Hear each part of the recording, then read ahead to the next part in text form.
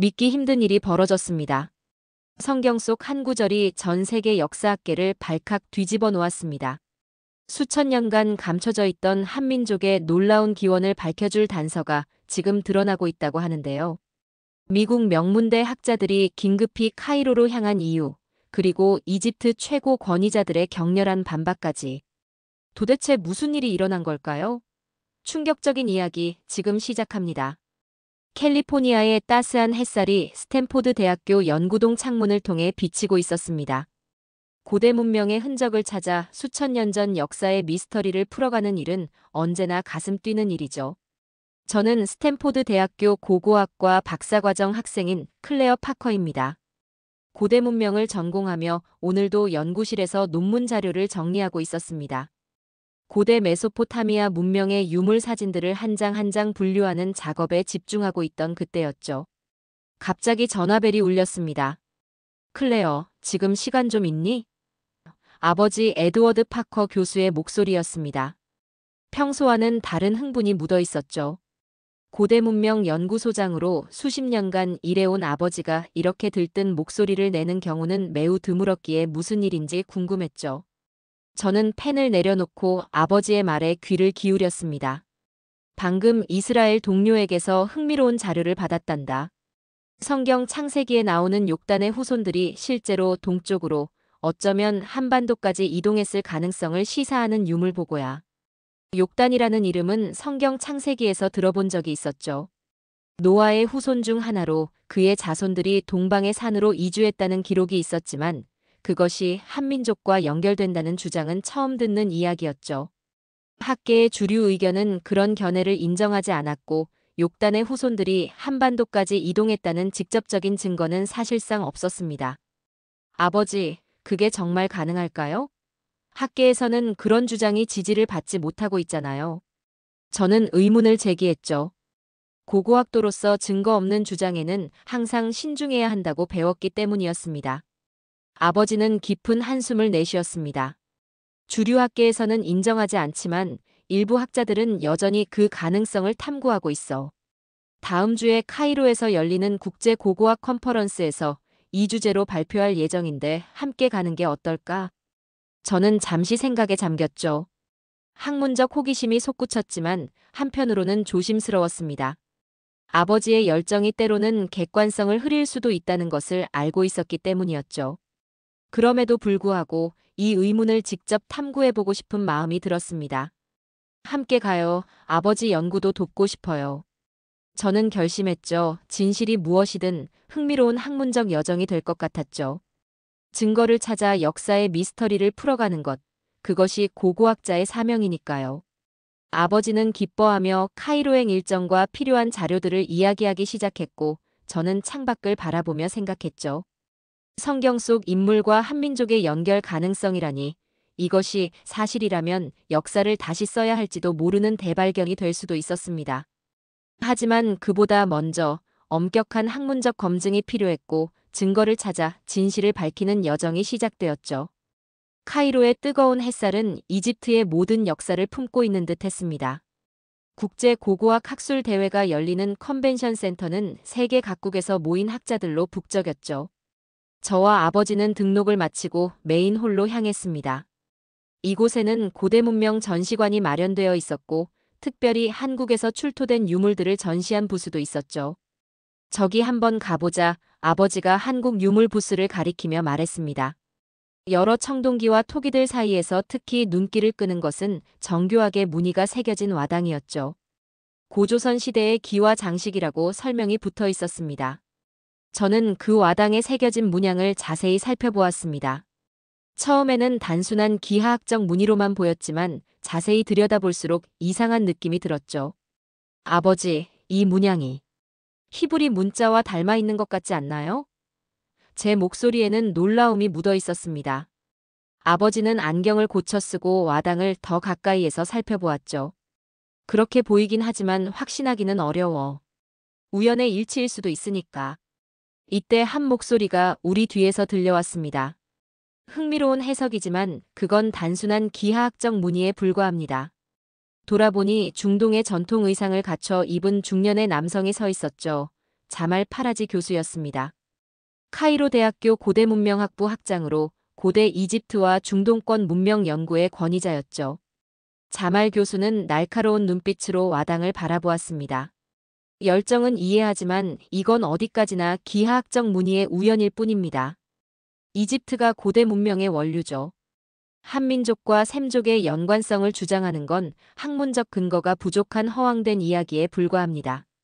그의 단호한 어조에 저는 잠시 움츠러들었지만 동시에 반박하고 싶은 마음도 있었죠. 교수님, 국립중앙박물관이나 국제보고서에 히브리 문양 와당이 공식적으로 인정된 적은 없다는 것을 알고 있습니다. 하지만 이런 유사성을 완전히 무시할 수는 없지 않을까요? 자말 교수는 미소를 지었지만 그 미소에는 거만함이 묻어 있었습니다. 과학은 증거를 기반으로 합니다. 유사성만으로는 역사적 연결고리를 증명할 수 없죠. 소수의 연구자들이 미확인 가설로 언급하는 정도에 불과합니다. 아버지가 중재하듯 말했습니다. 물론입니다. 하지만 우리는 그 가능성을 배제하지 않고 탐구해볼 가치가 있다고 생각합니다. 내일 발표에서 제 견해를 더 자세히 들으실 수 있을 겁니다. 자말 교수는 고개를 약간 숙이고는 자리를 떠났죠. 그가 사라진 후 아버지는 깊은 생각에 잠긴 표정이었습니다. 클레어, 학계의 벽은 생각보다 높단다. 하지만 진실을 찾아가는 여정에서 이런 의견 충돌은 필연적인 과정이야. 저는 와당을 다시 한번 살펴보았습니다. 히브리 문자와 유사한 무늬가 정말 단순한 우연일까요? 아니면 우리가 미처 발견하지 못한 역사적 연결고리가 있는 것일까요?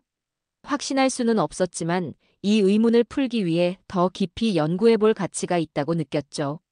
아버지, 내일 발표 준비를 도와드릴게요. 저는 결심했습니다. 자말 교수와 같은 학계 권위자들의 반대에도 불구하고 이 미스터리를 파헤쳐볼 필요가 있었죠. 역사는 때로 우리가 예상치 못한 방향으로 펼쳐지기도 하니까요.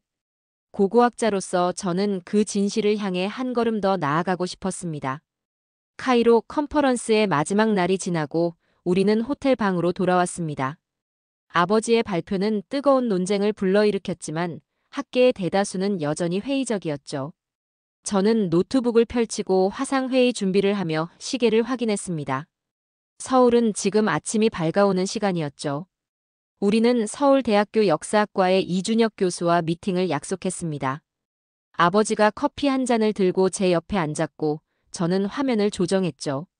곧 화면에 단정하게 정돈된 연구실과 함께 중년의 남성이 나타났습니다. 이준혁 교수였죠. 그는 동이족과 단군 신화 연구의 권위자로 우리의 연구에 중요한 통찰을 제공해 줄 수 있는 인물이었죠. 에드워드 교수님, 클레어 씨, 만나서 반갑습니다. 이준혁 교수는 정중하게 인사했습니다.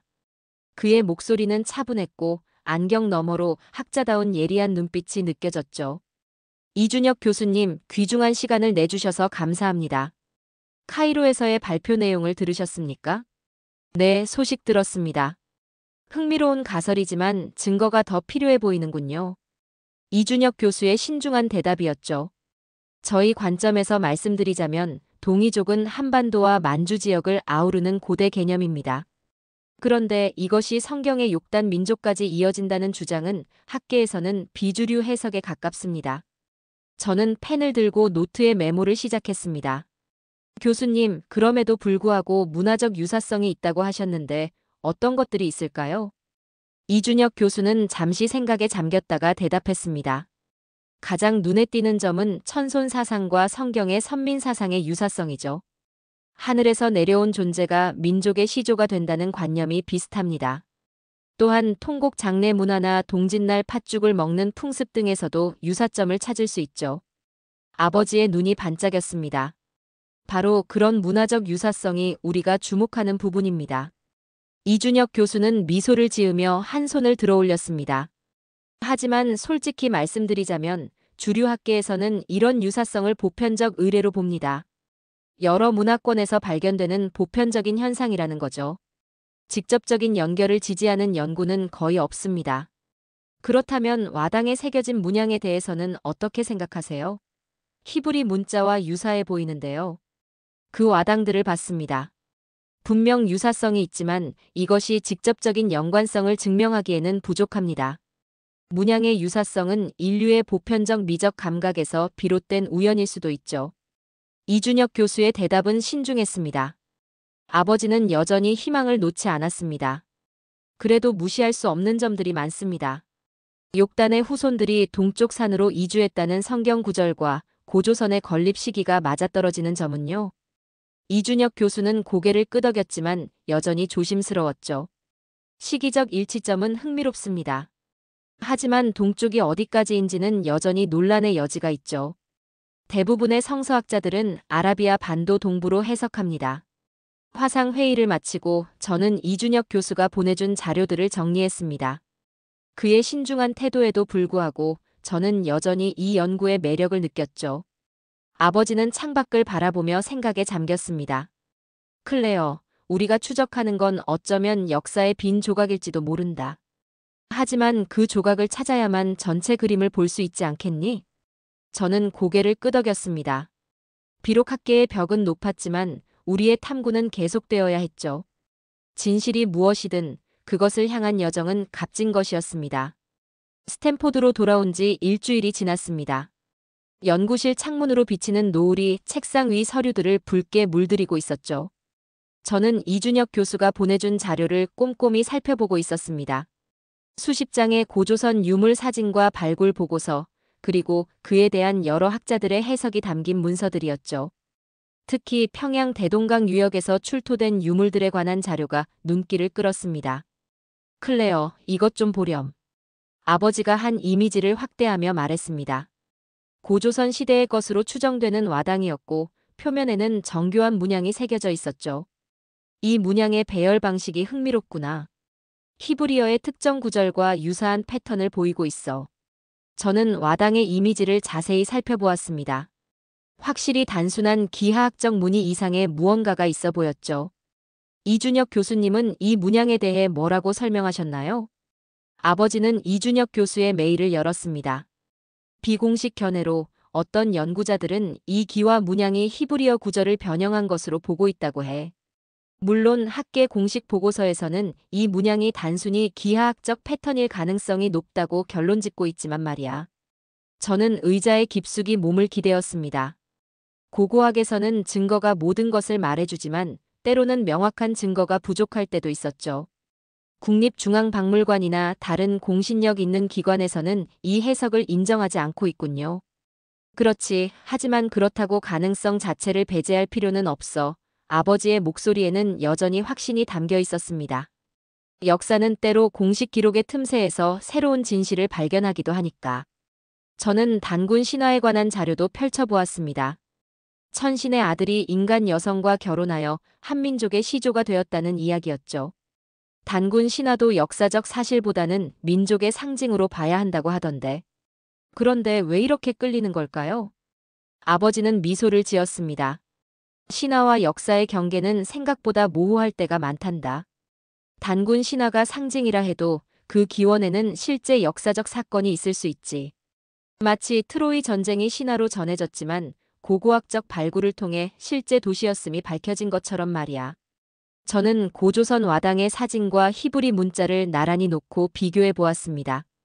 확실히 유사한 점이 있었지만 결정적인 증거라고 하기에는 부족했죠. 연결고리를 찾으려면 더 많은 증거가 필요해요. 그래, 그리고 그건 우리의 임무지. 아버지가 다른 자료를 꺼내며 말했습니다. 이것 봐, 고조선의 건국 시기와 성경에서 말하는 욕단의 후손들이 동방으로 이주한 시기가 겹친다는 점도 흥미롭지 않니?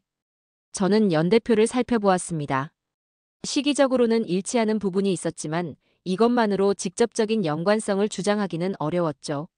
아버지, 이 연구가 주류 학계에서 인정받으려면 훨씬 더 확실한 증거가 필요할 것 같아요. 역사의 미스터리를 푸는 일은 때로 해를 거듭해도 풀리지 않는 수수께끼 같았습니다. 그럼에도 불구하고 저는 이 여정을 계속할 의지가 있었죠.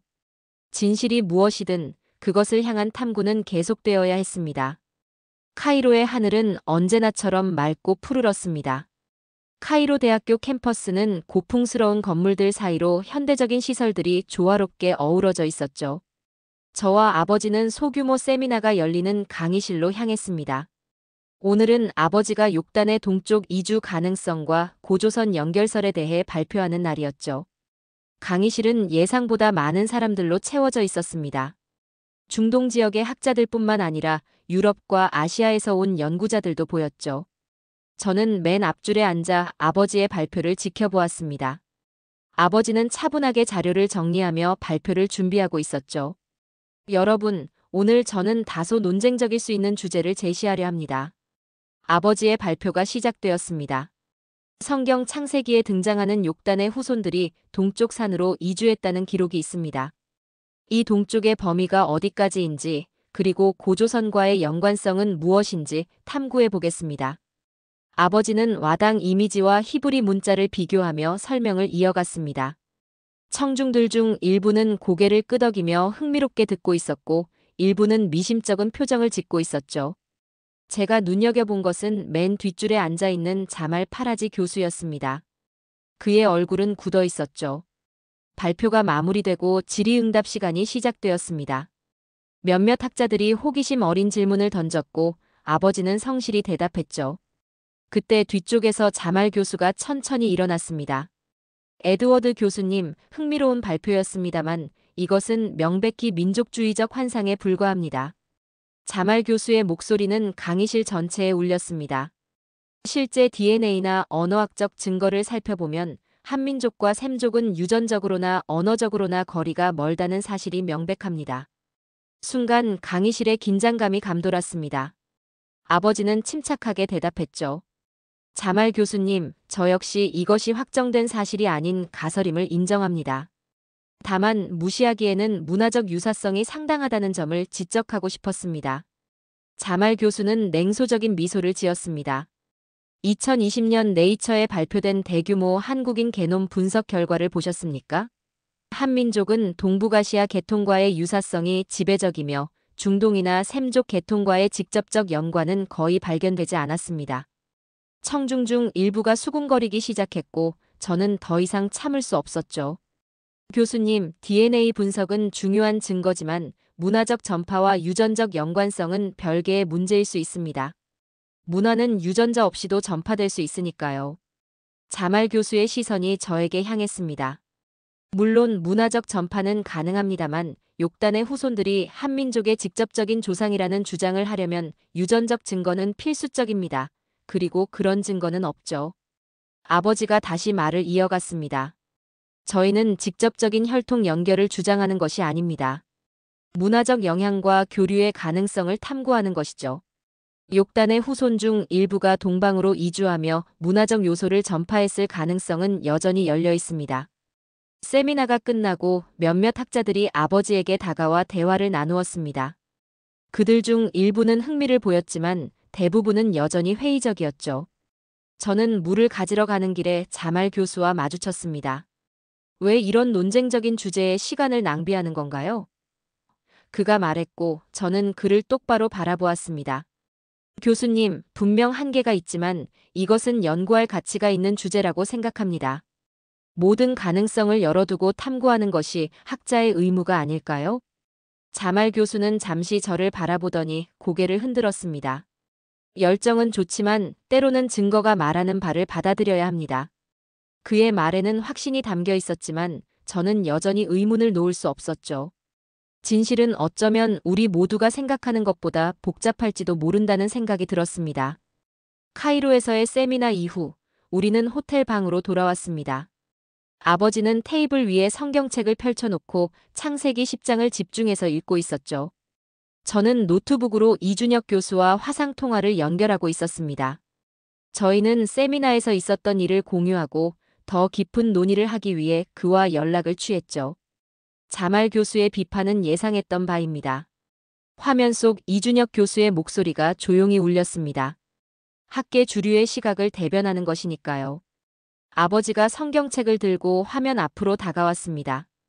이준혁 교수님, 창세기 10장의 욕단 이야기를 다시 한번 살펴보고 있습니다. 그들이 동방의 산으로 가서 라는 구절이 있는데 이 동방이 어디까지를 의미할 수 있을까요? 이준혁 교수는 안경을 고쳤으며 대답했습니다. 전통 성서학에서는 아라비아 반도 동부로 보는 것이 일반적입니다. 시베리아나 한반도까지로 확대 해석하는 것은 근거가 부족하죠. 사실 동방이라는 표현 자체가 상대적인 개념이니까요. 저는 노트에 메모를 하며 질문했습니다. 하지만 단군 건국 신화의 시기가 기원전 2333년이라고 하셨죠? 이것이 성경에서 언급하는 시기와 어떻게 연관될 수 있을까요? 아버지의 눈이 반짝였습니다. 그렇습니다. 단군 신화의 시기와 성경에서 추정하는 욕단 후손들의 이주 시기가 겹치는 부분이 있어요. 이 시기적 일치가 우연이라고만 보기에는 너무 정확하지 않습니까? 이준혁 교수는 고개를 천천히 끄덕였지만 조심스러운 표정이었죠. 시기적 일치는 흥미롭습니다만 역사적 연대기 해석에는 항상 주의가 필요합니다. 고대 문헌의 연도 계산은 종종 상징적이거나 추정에 기반하는 경우가 많거든요. 저는 아버지의 열정적인 눈빛과 이준혁 교수의 신중한 태도 사이에서 균형을 찾으려 노력했습니다. 두 분 모두 나름의 타당한 관점을 가지고 있었죠. 교수님, 욕단족은 한민족이라는 주장이 객관적으로 큰 결함을 가지고 있다는 것은 인정합니다. 하지만 신기하게 맞아떨어지는 몇 가지 시기와 문화적 흔적이 완전히 무시하기 어려운 것도 사실이에요. 이준혁 교수는 미소를 지었습니다. 물론 학문적 호기심과 탐구 정신은 중요하죠. 다만 본격적인 논문으로 인정받으려면 아라비아 반도에서 메소포타미아를 거쳐 시베리아와 한반도로 이어지는 이주 경로를 입증해야 합니다. 현재로서는 그런 증거가 매우 부족한 상황이죠. 진정한 학문적 발견은 종종 인내를 요구합니다. 이준혁 교수가 격려했죠. 지금까지의 연구도 충분히 가치 있으니 계속 탐구해보세요. 화상 통화가 끝난 후 저는 창밖을 바라보았습니다. 카이로의 밤하늘에는 수많은 별들이 빛나고 있었죠. 시간과 공간의 거대한 스케일 속에서 우리는 수천 년 전 인류의 이동 경로를 추적하려 애쓰고 있었습니다. 쉽지 않은 일이었지만 그 여정이 주는 지적 흥분은 포기할 수 없는 것이었죠. 아버지가 조용히 이야기하셨습니다. 자말 교수의 반박에도 불구하고 여전히 이 연구가 중요하다고 생각한다. 우리가 완전한 증거를 찾지 못한다 해도 이 질문을 던진 것만으로도 의미가 있어. 저는 고개를 끄덕였습니다. 역사의 퍼즐은 때로 모든 조각이 맞아떨어지지 않을 수도 있지만 그 과정에서 우리는 많은 것을 배우고 있었죠. 진실은 어쩌면 우리가 생각하는 것보다 훨씬 복잡하고 다층적일지도 모르겠다는 생각이 들었습니다. 스탠포드 연구실로 돌아온 우리는 더 구체적인 증거를 찾기 위한 작업에 몰두했습니다. 아버지는 자말 교수의 지적이 계속 마음에 걸렸는지 DNA 분석 자료들을 검토하기 시작했죠. 저는 옆에서 도우며 중동 지역, 특히 이집트, 이스라엘, 사우디 지역의 샘족 후예들과 한국인의 DNA 샘플 비교 연구 자료를 정리했습니다. 이 보고서들은 2020년대 이후에 진행된 대규모 연구 결과야. 아버지가 두꺼운 파일을 펼치며 말했습니다. 그의 목소리에는 예전의 열정보다는 냉정함이 배어 있었죠. 클레어, 이 데이터를 어떻게 해석하겠니? 저는 여러 차트와 그래프가 담긴 페이지를 넘겨보았고 결과는 명확했죠. 한국인은 동북아시아, 특히 몽골과 북중국 계통과의 유사성이 가장 높게 나타납니다. 중동 계열과는 유전자적 거리가 상당히 멀어 보이네요. 아버지는 깊은 한숨을 내쉬었고 그의 어깨가 처진 것이 보였죠. 이 DNA 증거는 우리 가설에 큰 도전이 되는군. 자말이 지적한 대로야. 저는 한동안 침묵했습니다. 과학적 증거 앞에서는 개인적인 희망이나 열정보다 사실을 인정하는 것이 중요했죠. 하지만 동시에 역사의 복잡성을 단순히 DNA만으로 판단할 수 있을까 하는 의문도 들었습니다. 제가 조심스럽게 말을 꺼냈습니다. 유전자만으로 모든 인류 이동사를 단정짓기는 어렵지 않을까요? 문화적 전파는 반드시 유전적 혼합을 동반하지 않을 수도 있잖아요. 아버지의 눈에 다시 희망의 빛이 돌아왔습니다. 물론이지, 고대에는 소수의 이주민이 현지 문화에 영향을 미치고 그 후 문화적 요소만 남아 전파되는 경우도 많았지. 그때 컴퓨터에서 알림음이 울렸고 자말 교수에게서 메일이 도착했죠. 연구에 대해 깊이 생각해 보았습니다만 결국 DNA가 결정타입니다. 객관적 지표가 연결 없음을 말하고 있지요. 고대 문명 연구에서 낭만적 해석보다 과학적 증거가 우선되어야 한다고 생각합니다. 저는 메일을 아버지에게 보여주었고 잠시 침묵이 흘렀죠. 자말의 말이 틀리지는 않아. 우리는 욕단의 후손들이 한민족의 직접적인 조상이라고 주장하기에는 증거가 부족해. 아버지가 마침내 입을 열었습니다. 실망스럽긴 했지만 이것이 학문적 탐구의 과정이었죠. 모든 연구는 완벽하진 않지만 지금으로선 한민족이 샘족 후손이라는 증거는 희박해 보입니다. 아버지는 창가로 걸어가 바깥을 바라보았습니다. 캠퍼스의 나무들이 바람에 조용히 흔들리고 있었죠. 그렇다면 우리가 발견한 문화적 유사성은 무엇으로 설명할 수 있을까? 단순한 우연일까? 아니면 또 다른 형태의 연결고리가 있는 걸까? 저는 잠시 생각에 잠겼습니다. 인류 문화의 보편성일 수도 있고, 또는 우리가 아직 발견하지 못한 간접적인 교류의 흔적일 수도 있겠죠. 하지만 직접적인 혈통 관계를 증명하기에는 부족하네요. 그의 목소리에는 체념과 함께 새로운 깨달음이 담겨 있었죠. 우리는 진실을 찾아 여정을 시작했어. 그 진실이 우리가 바라던 것과 다르더라도 그것을 인정하는 것이 진정한 학자의 자세란다. 저는 아버지에게 다가가 어깨를 가볍게 쥐었습니다. 때로는 실망스러운 결과를 받아들이는 과정도 중요한 배움이 될 수 있었죠. 아버지, 이 연구가 헛된 것은 아니었어요. 우리는 많은 것을 배웠고 더 깊이 탐구해야 할 새로운 질문들도 발견했으니까요. 저녁 노을이 연구실 창문을 붉게 물들이고 있었습니다. 가설은 낭만적이었지만 지금으로서는 사실로 인정하기에 무리가 있다는 결론에 도달했죠. 그럼에도 불구하고 이 여정은 그 자체로 의미가 있었습니다. 학기가 끝나갈 무렵 아버지의 연구실에서 우리는 마지막 정리 작업을 하고 있었습니다. 지난 몇 개월간의 연구 결과와 자료들을 체계적으로 분류하는 일이었죠. 창밖으로는 스탠포드 캠퍼스의 봄 풍경이 펼쳐져 있었습니다. 새로운 시작을 알리는 계절이 찾아온 것이었죠. 아버지는 자신의 책상 앞에 앉아 마지막 보고서를 작성하고 있었습니다. 그의 얼굴에는 체념과 함께 평온함이 깃들어 있었죠. 수개월간의 열정적인 탐구 끝에 우리는 결국 욕단의 후손들과 한민족 사이의 직접적인 연관성을 증명하지 못했습니다. DNA 증거, 언어학적 분석, 고고학적 발굴 결과 모두 그런 연결을 지지하지 않았죠. 아버지가 갑자기 고개를 들어 저를 바라보았습니다. 이 모든 과정을 통해 무엇을 배웠는지 말해줄 수 있겠니? 저는 손에 들고 있던 서류를 내려놓고 생각에 잠겼습니다. 학자로서 증거를 따라가는 것의 중요성을 배웠어요. 아무리 매력적인 가설이라도 증거가 뒷받침하지 않으면 인정할 수 없다는 것을요.